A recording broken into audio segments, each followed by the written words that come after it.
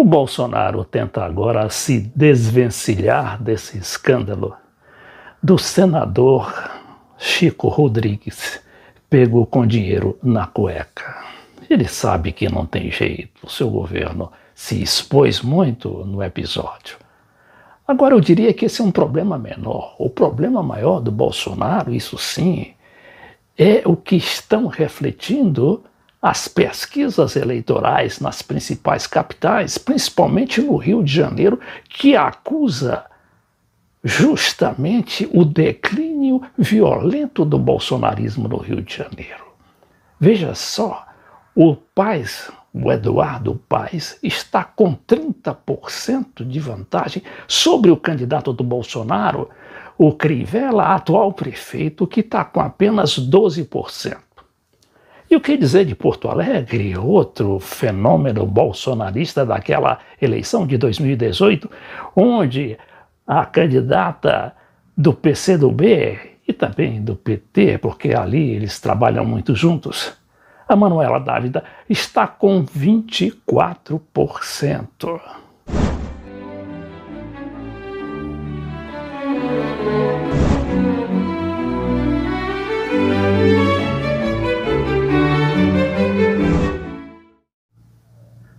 O presidente também tenta se agarrar naquele esquema de pós-verdade ou verdade alternativa ao dizer que no seu governo não tem corrupção. Veja só, não tem corrupção. Ele parece que desconhece a história. Não existe governo nenhum no mundo, e em qualquer nível municipal, estadual ou nacional, que não tenha registrado um ou outro caso de corrupção. Pois é, mas o Bolsonaro diz que não, que o governo não tem corrupto, seus ministros são todos impolutos. E aí a gente pergunta, e aqueles cheques na conta da dona Michele Bolsonaro? E aqueles processos todos contra os filhos lá no Rio de Janeiro? Também o berço, do bolsonarismo. E que, por causa disso, também está já, de alguma maneira, reverberando no prestígio presidencial. A Folha de São Paulo, que faz oposição sistemática ao presidente, aproveitou a oportunidade para dar em cima do Bolsonaro neste editorial aqui. O que pensa a Folha? Acabou a corrupção?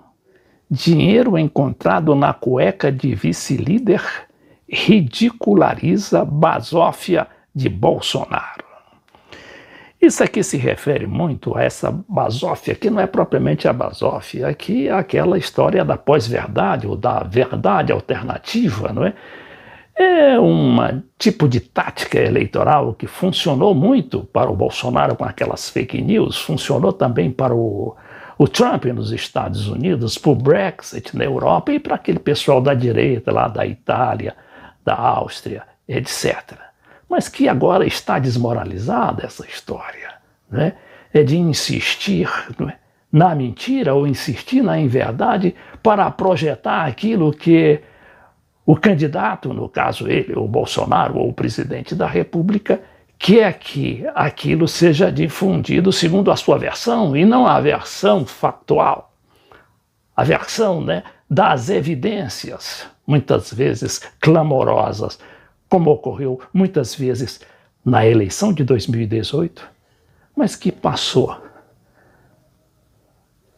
batido justamente por causa daquela manipulação de fake news e outras manipulações daqueles algoritmos da internet. Hoje, o próprio Trump está sofrendo lá nos Estados Unidos. E se não fosse um programa consistente de recuperação do emprego, ele estaria já no beleléu, mas ainda tem chances de ganhar a eleição nos Estados Unidos, apesar de tudo. Mas vamos a esse editorial da Folha de São Paulo.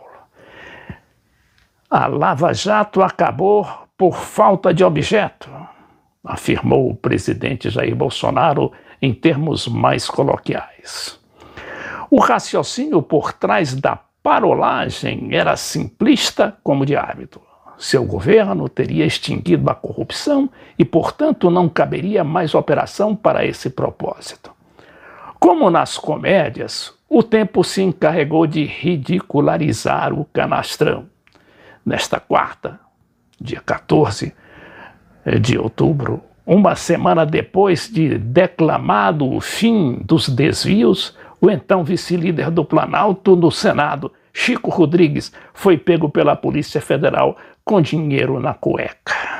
Mas isso tudo pode ser passageiro e até episódico para o Bolsonaro. O importante mesmo está aqui nas eleições municipais, que ainda que não sejam relacionadas diretamente com a eleição presidencial de 2022, pode abrir um precedente muito perigoso.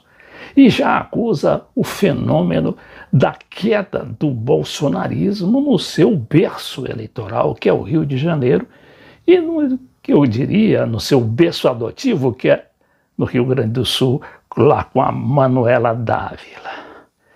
Mesmo aquele fenômeno do capitão Wagner em Fortaleza, que estava com 35%, arrotando lá o bolsonarismo de mais raiz, ele agora está empatado, quase que tecnicamente, com a candidata do PT, imagine, a Luiziane Lins, que foi prefeita de Fortaleza. Mas vejamos aqui esse noticiário do G1, dizendo que pesquisa do Ibope no Rio de Janeiro dá Paz com 30%, Crivella 12%, Marta 8%, Benedita 7%. O Ibope já tinha falado lá na pesquisa do dia 5, do avanço da Manuela Dávila, candidata do PCdoB e apoiada pelo PT. Ibope aponta a liderança de Manuela em Porto Alegre. Disputa embolada pela vaga no segundo turno. Candidata do PCdoB lidera a primeira pesquisa sobre a sucessão gaúcha com 24% das intenções de voto. A gente se lembra que o Rio Grande do Sul, não se sabe por quê, porque é de origem varguista e também brisolista, não é? De repente virou a cabeça e caiu de cabeça no bolsonarismo. E agora o que está acontecendo? O PSL parece que não tem nem candidato lá no Rio Grande do Sul, pelo menos é o que revela essa pesquisa aqui. Então vamos ver aqui os números.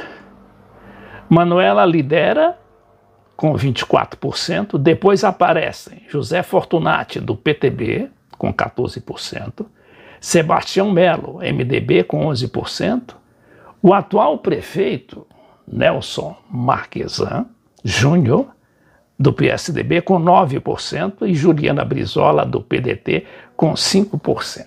E, finalmente, nós temos um caso também revelador, né, daquilo que poderia se chamar da queda do bolsonarismo, porque também São Paulo foi um dos carros-chefes da campanha de 2018 que levou o Bolsonaro à presidência da República. O que aconteceu? O Bolsonaro não queria se envolver ali justamente para não ter o seu prestígio, né, atingido por um insucesso eleitoral, e embarcou na candidatura do Russomano. Só que o Russomano é um candidato que sempre desponta em primeiro lugar nas pesquisas. Eu creio que nas últimas 5 ou 4 eleições municipais. Mas ele sempre termina no segundo, terceiro. Aliás, nem no segundo, no terceiro, quarto, quinto lugares. Então, o que aconteceu? Ele estava realmente liderando as pesquisas, mas agora vê como é que está acontecendo. Ibope aponta empate entre Russomano e Covas. Bolo e Tatos crescem. Candidato do PSOL, Guilherme Boulos, varia positivamente de 8% para 10%, enquanto o do PT, Gilmar Tato, cresce de 1% para 4%. Celso Romano, Republicanos, e Bruno Covas, PSDB, registram 25% e 22%, respectivamente. Aqui não tem pós-verdade, não tem verdade alternativa ou fake news que dê jeito nessa eleição.